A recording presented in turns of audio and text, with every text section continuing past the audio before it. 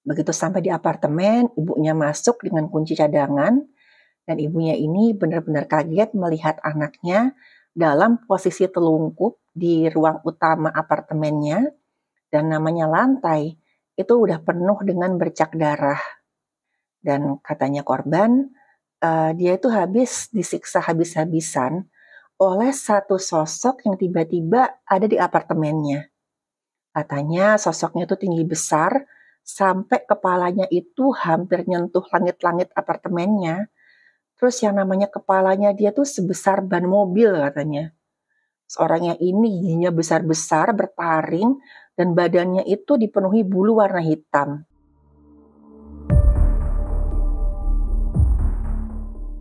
Halo, saya Dr. Stefani. Saya seorang dokter spesialis forensik dan saya melihat apa yang tidak semua orang lihat.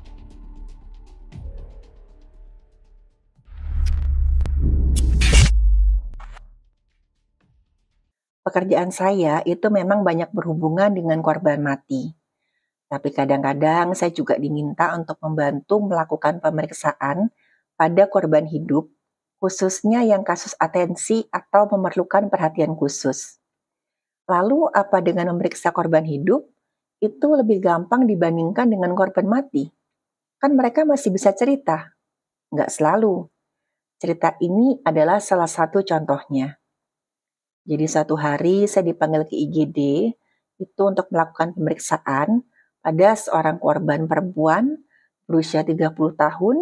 Dia datang diantar oleh ibunya dengan dugaan penganiayaan. Waktu saya sampai di IGD, si pasiennya ini, si korban, dia tuh terbaring di atas ranjang periksa dalam keadaan nggak sadarkan diri. Waktu saya tanya ke dokter jaga, katanya pasiennya ini sempat ngamuk tadi. Akhirnya terpaksa diberikan obat penenang. Lalu saya nanyakan kronologis kejadiannya ini ke ibunya.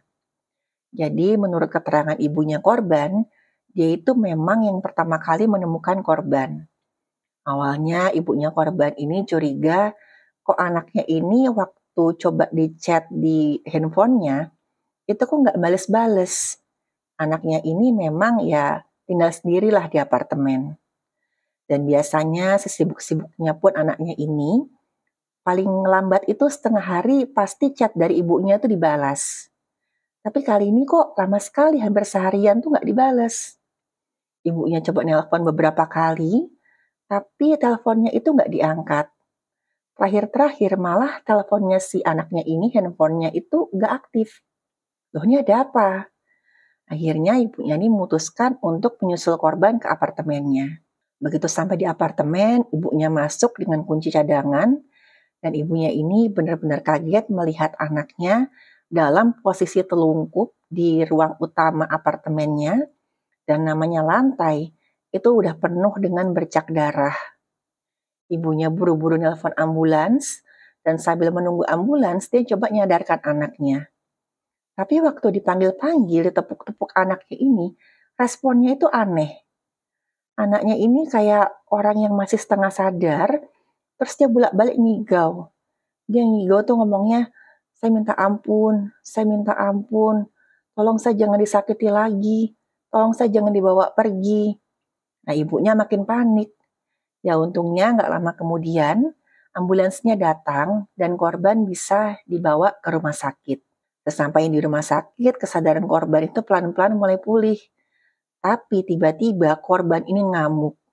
Dia teriak-teriak, dia udah berontak, terus bahkan dia ini nekat sampai mau lari keluar IGD. Terus ya agak anehnya tuh korban ini kan perempuan dan badannya itu agak kecil. Tapi waktu itu dia sampai dipegangi oleh 2 orang perawat laki-laki dan itu sampai kesulitan mereka, masih bisa berontak. Akhirnya gara-gara takut korban ini ngelukain dirinya sendiri atau orang lain, dokter menyuntikkan obat penenang. Waktu saya meriksa korban, saya lihat wajahnya korban ini ya penuh luka. Di bagian pelipis sisi kanannya itu ada 3 luka yang sudah dijahit. Ya kata dokter IGD tadi ada luka robek di situ. Terus banyak luka memar dan banyak juga luka di bagian lengan kanan sama kiri, dan paling banyak itu di sisi kiri. Anehnya di lengan sisi kiri itu dari bagian atas sampai bawah, itu saya nemu banyak luka yang umurnya tuh beda-beda. Jadi luka memarnya itu ada yang kira-kira umurnya masih baru 24 jam, ada yang udah sekitar 2-3 hari, terus juga ada luka-luka lecet yang juga polanya itu ya kayak sejajar, terus juga umurnya beda-beda. Jadi kekerasan itu kayaknya terjadi berulang di tubuhnya korban. Setelah saya melakukan pemeriksaan, saya catat hasil periksa, dan saat itu korban tiba-tiba mulai sadar pelan-pelan. Oleh dokter jaga IGD, pelan-pelan dia coba berkomunikasi sama korban, terus juga tetap ada ya 2 orang perawat cowok di sekitarnya kami untuk jaga-jaga. Saya juga ikutan dengerin waktu itu. Dan katanya korban, dia itu habis disiksa habis-habisan oleh satu sosok yang tiba-tiba ada di apartemennya. Waktu saya tanya, disiksanya seperti apa? Korban nggak inget. Yang dia ingat itu badannya tuh kayak kepelanting ke sana ke sini, dan dia cuma ingat tuh badannya sakit sekali. Segera sama dokter coba pelan-pelan ditanya, sosoknya ini seperti apa? Orangnya seperti apa? Dan di sini jawabannya korban benar-benar aneh. Katanya sosoknya itu tinggi besar, sampai kepalanya itu hampir nyentuh langit-langit apartemennya. Terus yang namanya kepalanya dia tuh sebesar ban mobil katanya. Seorang yang ini giginya besar-besar, bertaring, dan badannya itu dipenuhi bulu warna hitam. Jawabannya ini kan jujur aja agak aneh, dan dokter juga curiga apa jangan-jangan korban ini dalam pengaruh obat-obatan atau zat tertentu. Ya, akhirnya sama dibantu dokter pelan-pelan, korban ini dibujuk untuk mau diambil darah sama urinnya. Juga untungnya waktu itu ya korban udah pelan-pelan mulai bisa kooperatif lah. Bisa diambil darahnya, terus juga waktu sama ibunya diantar ke kamar mandi untuk ngasih sampel urin, itu ya korbannya mau. Tapi waktu dicoba untuk dilakukan tes narkoba, hasilnya tuh negatif. Akhirnya oleh dokter, korban ini dirujuk ke dokter spesialis kesehatan jiwa.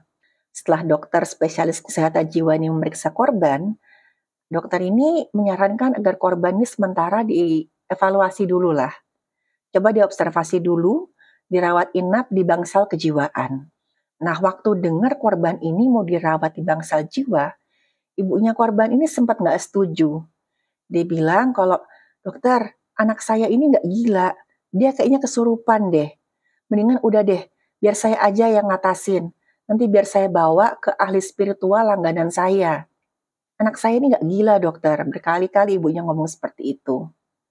Lalu oleh dokter IGD itu dicoba diberi pengertian kalau orang yang dirawat di bangsal jiwa itu bukan berarti dia gila. Karena apa yang dialami oleh korban ini termasuk kedaruratan psikiatri. Korban ini dalam kondisi nggak stabil dan berpotensi melukai dirinya sendiri dan orang lain. Ya kita ngomong ya daripada nanti ibu maksa dia untuk pulang, tiba-tiba pulang terjadi apa-apa kan lebih baik di sini. Di sini lebih aman, ada perawat yang jagain dia 24 jam, dan nanti juga pelan-pelan tuh bisa diobservasi, coba bisa ditanyain, dia ini sebenarnya kenapa.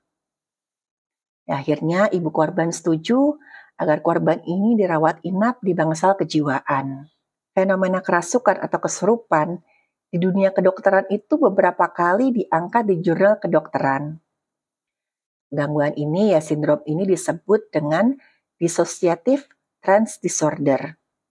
Jadi yang namanya dissociative trance disorder ini merupakan gangguan kejiwaan di mana si penderitanya ini kehilangan kendali atas dirinya sendiri.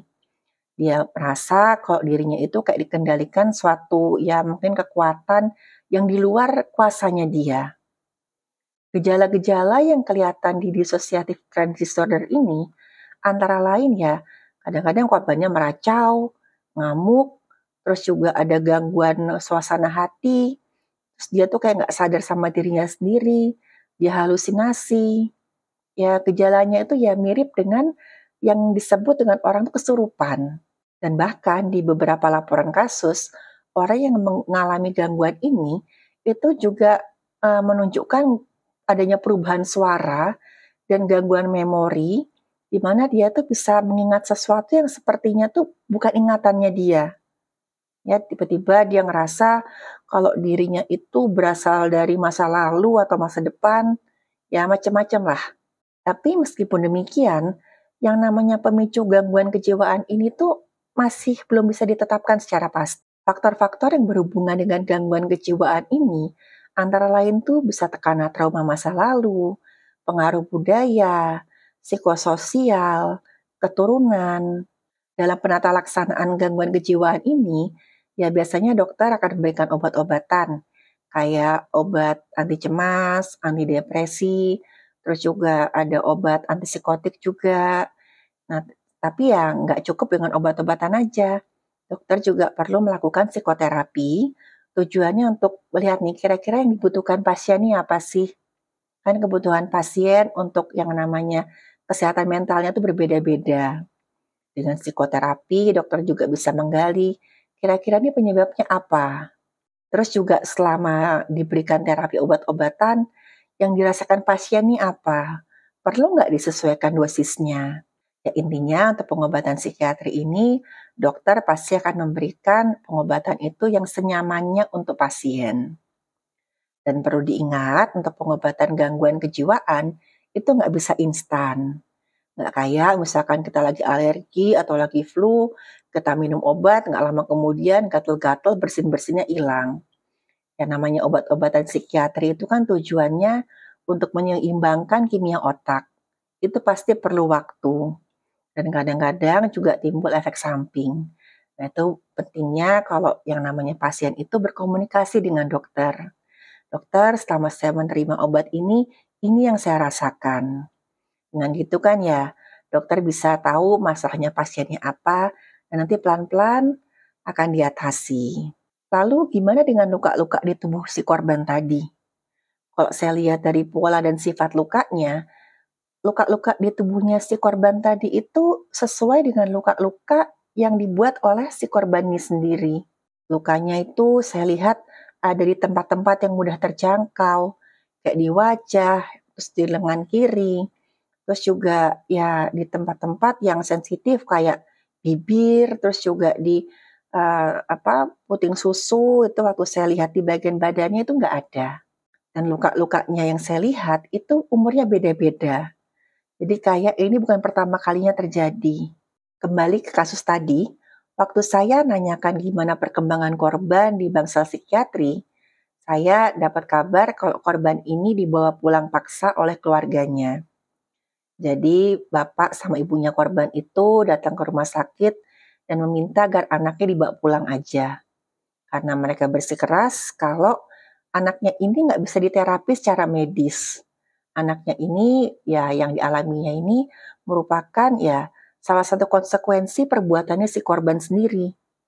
Karena waktu bapak ibunya ini ya menggeledah apartemennya si korban, mereka menemukan banyak banget ada bacaan itu yang mengarah ke hal-hal mistis. Dan ada benda-benda yang dicurigai digunakan untuk ritual. Katanya sih ada kemenyan, ada kelopak bunga. Dan kayaknya korban ini lagi nyoba-nyoba untuk melakukan ritual agar mendapatkan, ya nggak tahu ya, mungkin entah ilmu atau apa tertentu lah. Jadi kedua orang tuanya korban ini menganggap satu-satunya cara supaya anak mereka bisa sembuh, ya dibawa ke ahli spiritual.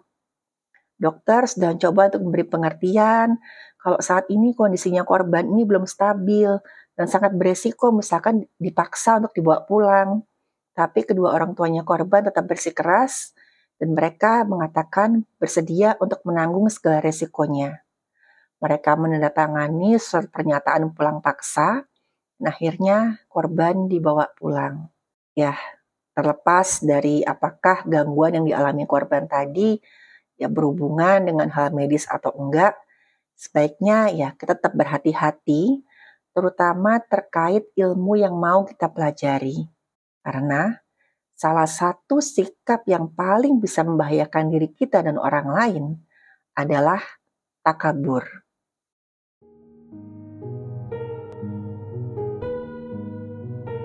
Terima kasih buat yang sudah menyimak cerita saya.